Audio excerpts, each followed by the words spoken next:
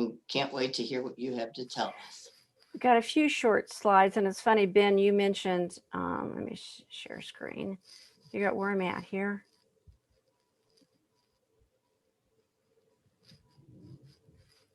And we're going to, and Ben, I think you and I might have had this conversation. I grew up in Oklahoma. Oh, yeah, I think I remember that now. Yeah. I was born in Oklahoma City, and I mostly went to junior high and grade school in Tulsa. Yeah, right. But the curious thing is, with the pandemic the last 10 months, some of what I've been prompted to do is I've been cleaning out closets and cleaning out drawers and, cleaning out the basement and getting rid of stuff. And it's just kind of like a nesting, I guess. And in that nesting, one of the things that I found was a book that I had made in grade school. And some people have introduced me by saying, books are in Cathy's DNA. And it was fun finding this little book because it was, 8.5 by 11, and I had pasted postcards of, islands and faraway beach scenes and handwritten. I probably did it around 5th grade because it was already in cursive, which is something we would not do in a book now. But it was fun to see that even back then I was playing around with books. Remember those old little brass clips that you used to put through your holes and spread out to hold your book together? It even had that. So it was kind of fun. Little brass black. Well, yeah, that thing. Yeah. That thing. But one of the common denominators that I found as I look back over everything that I've been involved with was the thread of books and helping people learn to share their story, find their voice and share their story. When Lisa and I were talking about what is a snippet that I could share today, it occurred to me, we have a 3-legged stool that I work with our authors on sometimes to help them identify, well, what is it, your story? What is it you want to try and get across? And that's what I'm going to share with you today. Whether you're on a Zoom room or whether you're interviewing for a job or whether you're just getting to know the neighbor next door, one of the things that I have found to help make ourselves memorable, let's see if my slides work here. Oh, come on, there you go. There we go. One of the ways to make yourself memorable, there's 3 components. One is know who your audience is, recognize their now factor, what's their need, and we'll get into that a little bit more in a second, and offer relief. Our whole goal here is to make ourselves memorable. So we have audience plus now plus relief equals a memorable moment. And what is this now that I keep talking about? So when we want to identify the need, the night owl worries. What is the night owl worries of the person across the table from you? So if you're in an interview, perhaps you're interviewing a construction company and they specialize in a certain type of buildings. Perhaps you want to talk in ways that can address that need, showing your experience or showing something about why it is that you want that particular job. If you're in a Zoom room, I know one of the Zoom calls that I've joined recently is there's a group from all over the world actually, and they meet once a month, and it's called the Kindness Factor or something like that. And they bring in a speaker, and they're fairly well known, like Marcy Shimoff and Jack Canfield's going to be there, and I believe it was like $97 for the whole year, and you could join this group, and they meet once a month. That's a whole different type of Zoom room than perhaps the one we have today. That kindness room, I may be introducing myself a little differently and less about business and more about my personal likes and dislikes and habits. But the idea there is to know your audience and know what they might be worried about or what they might be looking for in that particular group. So I'm going to close out. Not that I don't enjoy seeing all your lovely faces, but now I can see my slides. So we use a 3-legged stool, and that helps you tell your story. In order to create a memorable moment, and if you have a piece of paper with you, you can just divide up 3 little quick columns across your page. And in the far left-hand column, write in who is your audience. who is it that you're meeting with, or who is it that you're interviewing with? And in your middle column, what are their night owl worries? What do they wake up in the middle of the night worried about, fretting about, concerned about? What's on their list of to-dos? And in the third column on the far right, that's where I was going with that. How do you offer relief? What can you bring to the table that can help them find that relief? What is your why? So the example I have is, hi, Bob. Hi, I'm Bob. I'm in construction. So if you're in a Zoom room and you meet Bob for the first time and he states he's in construction, it's like, well, okay, yeah, that's kind of good. I understand. I know a little bit about construction, but it doesn't really make Bob all that memorable. But if Bob were to add a little bit and he says, hi, I'm Bob. I'm in construction and I build schools. Awesome. I'm getting to know a little bit more about Bob. I don't have to ask 10,000 questions. He's telling me a bit more. He's adding to his story. But ultimately, if Bob were to come in and use all three legs of his memorable stool, I'm in construction and I love building schools which foster the love of learning in our children. Now we know why Bob, deep in his heart, loves what he does. He's building schools not just because it's a job. He's building schools because he actually loves education and he loves watching kids learn new things. That's going to make Bob much more memorable in my mind, whether I'm in a Zoom room or whether I'm the one doing the interview with Bob. He's going to rise to the top of that stack and be much more memorable. So one of the exercises, whoops, let me go back. How do I go back? There we go. Is, what is your story? So if we go back to this three-legged stool, there we go. Would any of our guests today like to take a jump into this three-legged stool and talk about your audience, their now factors, and how they offer relief? How would your story go? I see some faces I know, actually. I mean, I can start if you. Ben, sure, go ahead. So I don't think most of the people here on this call know what I do. I'm a franchise consultant. I help people buy businesses, but my audience is people who have, people who are in the middle of their career that are looking for a change. They're looking to be their own boss. That's my audience. Mm-hmm. So then I suppose the now factors could be, they stay awake at night because they are frustrated at the lack of flexibility in their day, or the fact that they are having to answer to people, and they're sort of frustrated by not having any control in their day or in their career.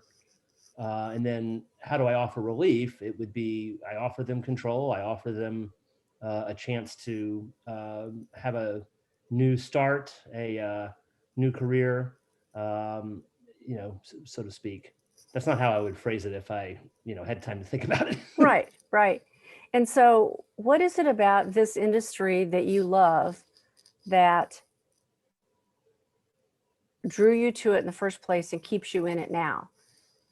Well, I was a client at first, so I've actually been through it on that side before I bought the business. But what I love is helping people realize the next step in their life, in their career, in their it's really in their life, because usually the deeper thing that's their now factor is, I want more time with my family, or I want to make more money, or I want to do something meaningful.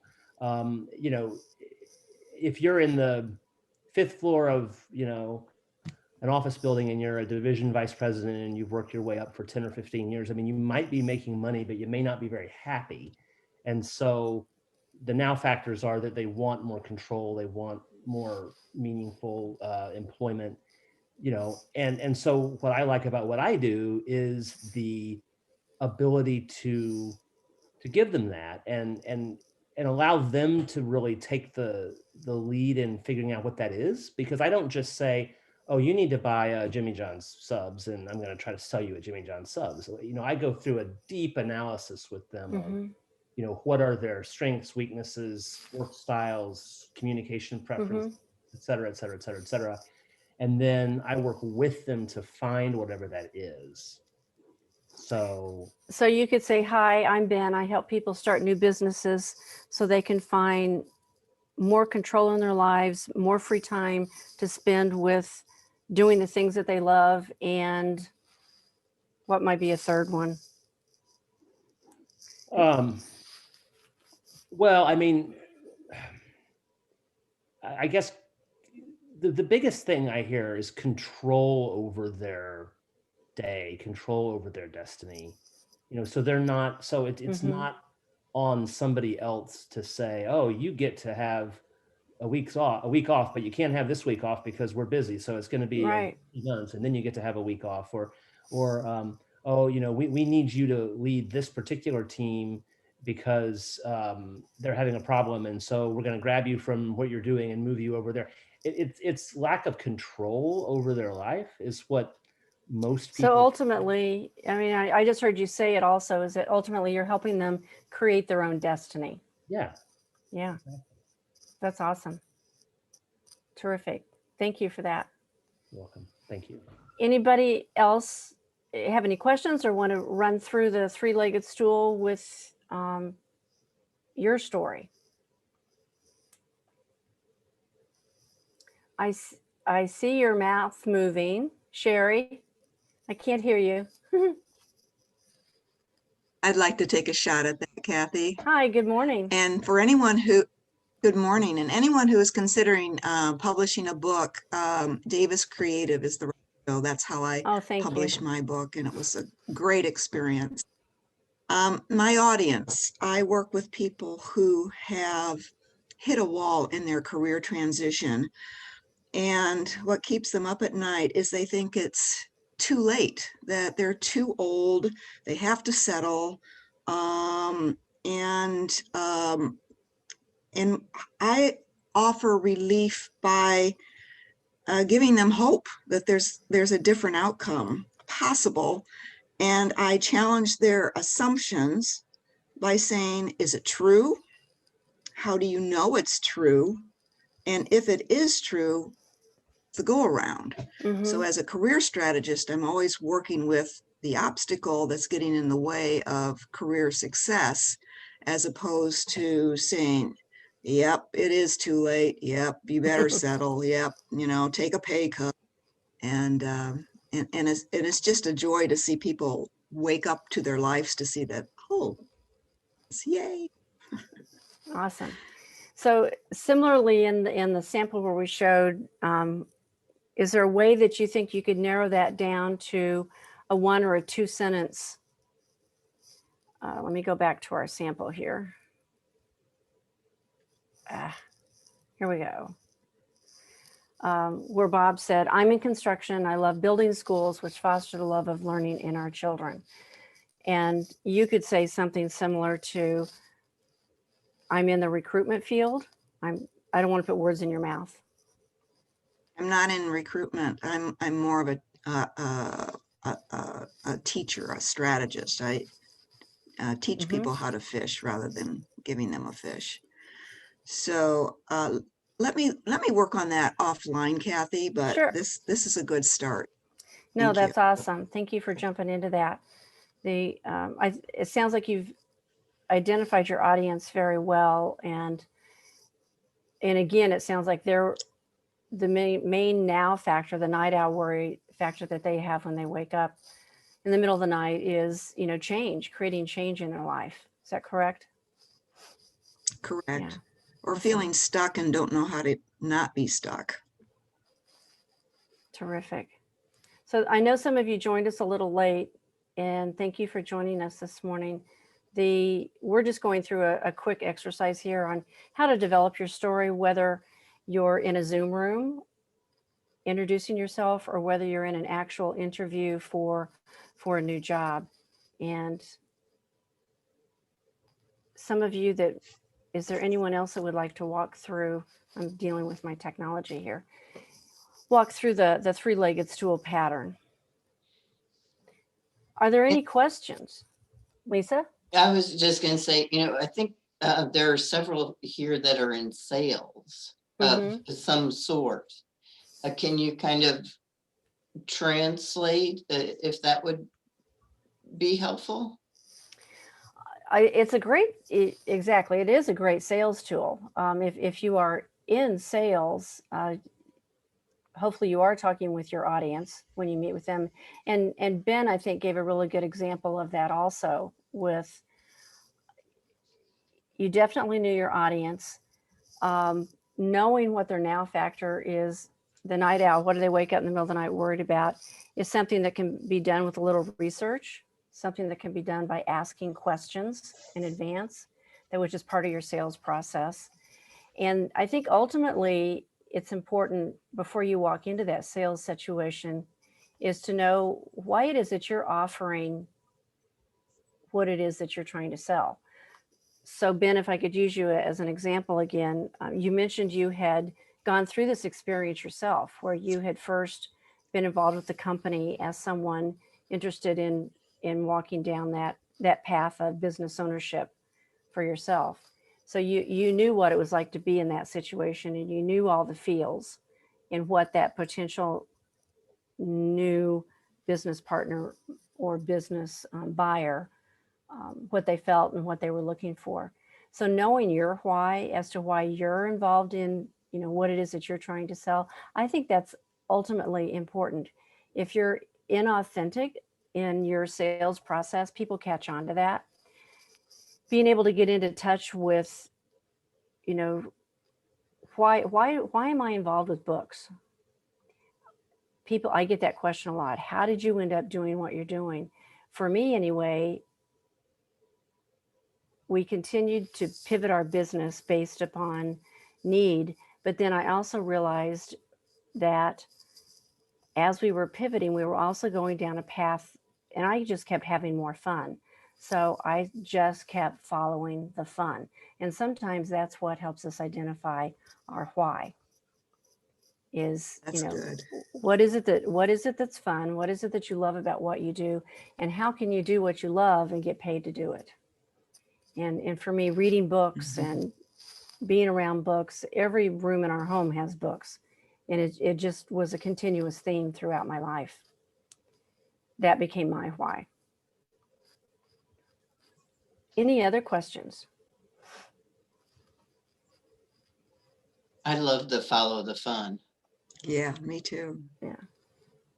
T-shirts, buttons. Yeah. Yeah. Mm-hmm. Yeah. Awesome. So the people that are in the room, I know quite a few of you, but if there's some here that I've not met yet, and if you'd like to introduce yourself, that would be great. Is that something we could do, Lisa? Kind of go around the circle? Yeah, absolutely. Anyone want to jump in? Well, I do because I've been working on reworking my my three-legged stool. My name is Sherry Rasky. I own a business called Courageous Change, and I work with people over 50 whose job search isn't working. I offer strategies, encouragements to get them back into action and get them where they want to be. Awesome. That sounds great. Anybody else want to jump in? I know there's a I'm happy to introduce myself. I'm Peggy Northcott. I'm a business consultant providing fractional CEO services to the small to medium-sized companies. I do this because I enjoy the watching people grow and learn and being able to help them improve their business. Have you always been involved in businesses? Yes. And what made you get involved with what you're doing now? just because I love being able to show people how to grow their business. It's so rewarding to me. When a lot of times entrepreneurs know their craft, but they don't know how to run a business, and they can only get so far. And then to be able to show someone how to take their business to the next level is just incredibly rewarding to me. That's awesome. That's amazing. Thank you for sharing that.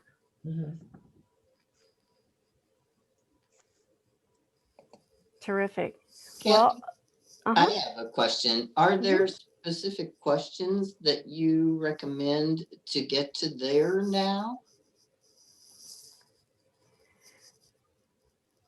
Does that make sense? Now or their why? There now. So if I'm introducing myself to you for the first time, are there specific questions that you recommend that we ask so that we find out what is keeping them up at night? Well, so sometimes I'll say, so tell me what your goals are. And sometimes I just point blank ask, you know, what do you wake up in the middle of the night worried about? And you'll be surprised at how many, once you ask a question, a lot of people go ahead and answer it. So that's kind of, now, quite often, you know, in a Zoom room situation, you may not have a lot of time to really get into it. But if specifically with sales, though, if you are working on getting to know that person more, I would think that they'd be used to those types of questions. I mean, and they would welcome those types of questions from someone trying to get to know them better.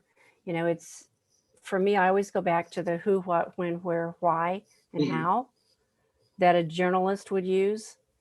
And through that, you can find out a lot of information.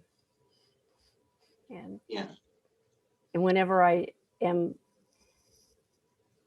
a conversation is paused, I mentally will go back and say, did I ask who? You know, who did I ask what? You know, what are you involved with in your spare time? Who is it that, you know, who do you get to spend your most fun moments with? And that's when you start finding out a little bit more about each person. I know in interviewing candidates, sometimes to find out the best fit for them, my first question is twitch your nose and create a perfect job. And oftentimes I am kind of taken aback because what I have originally thought might be a good fit for them is totally not. So, and then taking that one step further, I can say, okay, this isn't for you, but. I know one of the questions I always have with our authors is, you know, it's very exciting to publish a book, but then I say, okay, let's imagine before we even get to that, before they've even finished their manuscript. I mean, we're talking about their author platform, and I ask a question: what is it you want to see happen? Pretend that book is in your hand. What is it you want to see happen with that book? You know, it's not a matter of just going out and posting it on Amazon and expecting it to sell. You know, how willing are you to be involved with that process? And do you want to be a speaker? You know, so the ultimate answer to that question defines how we get from point A to point B. And it would be similar in sales, or similar in defining, I see some smiles, it's similar in defining, you know, what is it they're going to worry about at night? And it could be anything from how do I get a speaking gig to help me sell my book and get more noticed, to how can I help more people? Right. Excellent. Thank you very much. So I hope that simplifies things for people. We do have an offer, our next upcoming book. Let me see if I can get there. My little down arrow buttons are not working today. Technology. And technology gremlins. We just finished, we do 3 or 4 anthologies a year, and we just finished one that launched last week. So we launched one about every quarter, at least one. And the one we have coming up, in case anyone is interested, is a tribute to Ruth Bader Ginsburg. It's Living My Truth. We have found the anthology is a fantastic way to tiptoe into the publishing industry.